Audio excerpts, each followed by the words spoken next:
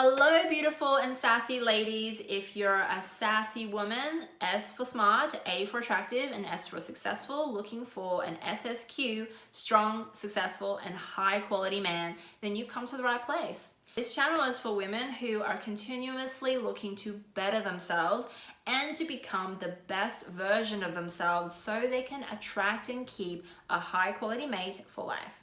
If you would like to know the 3 secrets of a high-value, irresistible woman that can make high-quality men effortlessly commit, then I highly recommend you check out my webinar in the link below, because I go deep into all the things you need to know on how to embody that high-value woman and attract that guy with effortless ease. Getting back to this video, I want to talk about texting. In particular, if you're wondering, am I texting too much? Am I saying the right things? Am I doing the right things?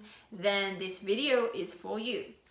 So if you follow my 4 tips I'm going to share in this video, then you're going to become an irresistible text magnet. Okay, you want to know how to text, how to play that game over text, because in modern dating, a large percent of our courtship now happens on the phone.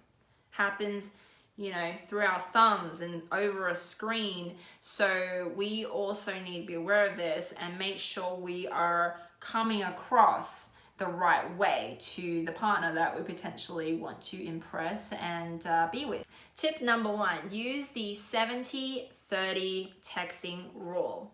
And what that means is simply you want him to be texting 70% of the time and you to be texting him 30% of the time. That is initiating texting, okay? And the reason you want to do this is because men want to chase you. Through the act of chasing you, that is when a man feels attracted, and that is when he falls in love.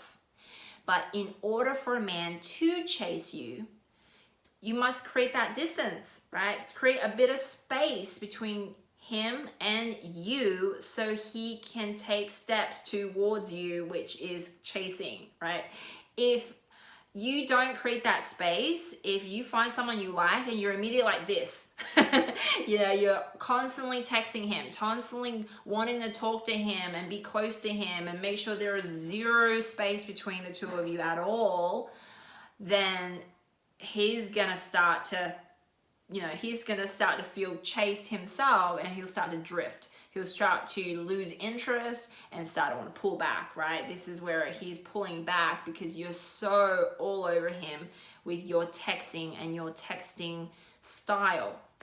So we want to be aware of this. And the women that I coach and my clients, a lot of them get get too enthusiastic. When they like a man, they want to be texting him all the time, and I want you to know this is when you really need to put into practice self-constraint, okay? You need to resist texting him some of the time.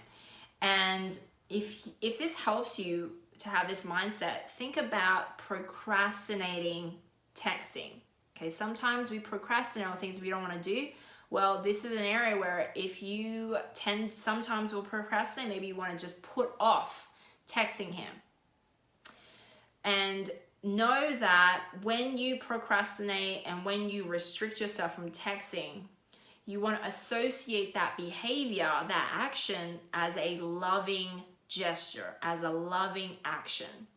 Okay, just like we need to sometimes restrict how much food we eat so we don't overeat, okay? And we overeat and we feel bad about ourselves, and we also don't want to overspend. If we overspend, we feel bad about ourselves, or we do anything over, right? We feel bad, okay? So sometimes restricting helps, and restricting is a form of love. By restricting that action or that behavior, we're showing ourselves love. Okay, that is an action that takes care of ourselves. So if that helps for you to think of it that way, do try it out. But, from a strategic point of view, know that you need a bit of space between him and you so he can actually chase you, so he can feel attracted, and so he can fall in love. Or else, if you're constantly like this, he's gonna be, you know, constantly pulling away from you. Okay, so tip number 2 is you want to space out your questions. So know when we really get into somebody and we really like him and we feel a connection, we immediately want to find out everything about him. You know, we want to find out what his beliefs are, what his values are, what his preferences are, what he's done in his past, what his histories look like. We want to find everything out immediately. And this goes along the same lines of my last point. You don't want to just bombard him all at once with a list of questions. You want to space it out. Okay, space it out, because no one wants to be thrown a list of questions and feel like this is a job interview. Feel like, okay, they're on trial and they need to, you know, do a school test, basically. You know, that's not what dating is about. Dating, what you want that dating environment between you and him to look like and feel like is it should be fun. It should have enough space between the two of you that it feels like, you know, you can stretch your arms out. You can kind of like reach up and really, you know, take up space, you know, like you can stretch your arms out. You can kind of like, there's enough room between the two of you. And it's like there's a playground and you can skip and jump and there's plenty of room. There's plenty of room to do what you want to do without feeling suffocated. And that's why you want to space things out and allow spontaneity to happen. When there is space and room in this environment, then new things can happen, surprising things can happen, and it can be a good thing. It also allows you space for you to embody your feminine energy, because your feminine energy cannot come out if everything's so tight and regimented, right? If you're getting into the habit of at work, you're like ticking things off on a list and everything needs to be done at a certain time and in a certain way and in a certain order, there is probably no room for play, no room for surprises. And in fact, maybe you don't like surprises at all. And if you're in that mindset, that's your masculine energy. Your feminine can't come out and play because there's not enough room around you. So that's why I always advise my clients to, before they go on a date with a guy, give yourself plenty of free time before you go on that date to prepare yourself, but so you're not rushing around last minute.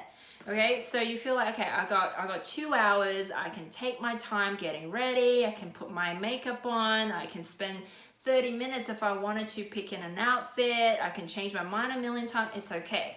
Because I'm gonna do everything slowly and to give myself that time to do things slowly. So same with asking him questions, space them out over a series of weeks, months, over different interactions. See where you can slot them in where it feels more natural to do it, rather than, okay, here's my list, here.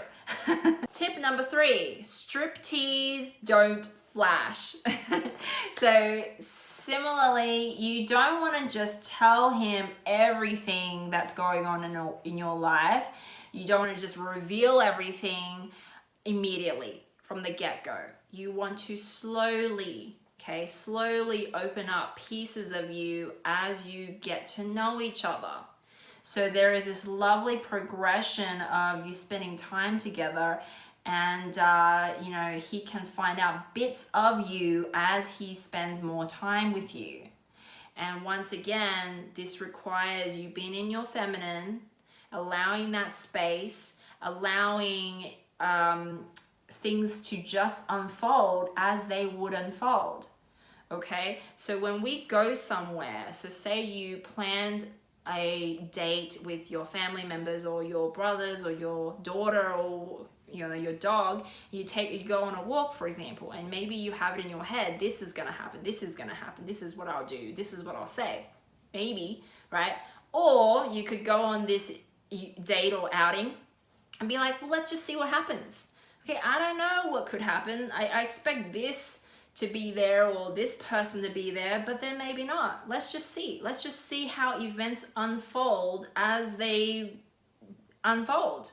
Okay, and that's being present. That's how we stay present in the moment. So we rock up at an event, at a date, and we just go, okay, let's see what I can discover about this date. Let's see what I can find in my environment in the moment. Let's see how I would feel in the moment, instead of preempting everything and being like, okay, I'm gonna do this, I'm gonna do that, he's gonna say this, I'm gonna say that.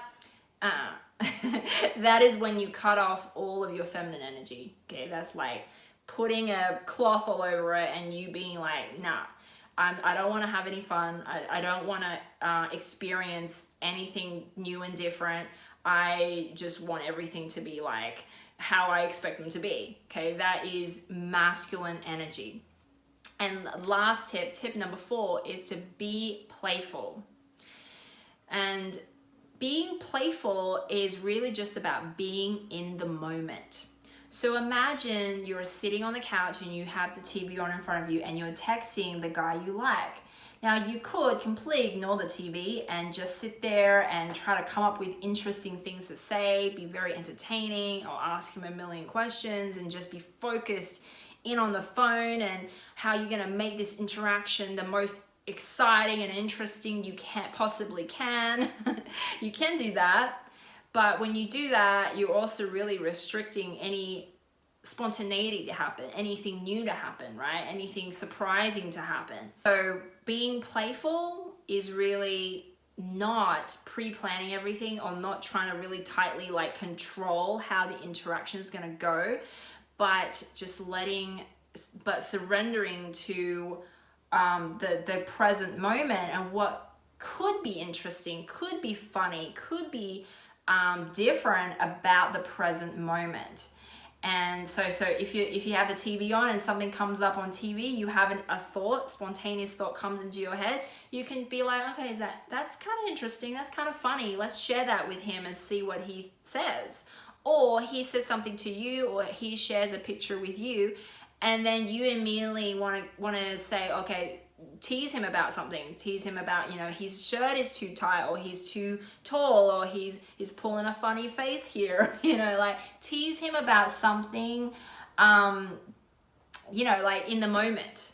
So you're not pre-planning anything. You're not, like trying to control that interaction, but just allowing things to happen in that moment and seeing, well, what could be interesting here? Is this interesting? What random thoughts come to my mind that could be fascinating to share? Things like that. So that's what being playful is, not being restricted and regimented and pre-planning everything.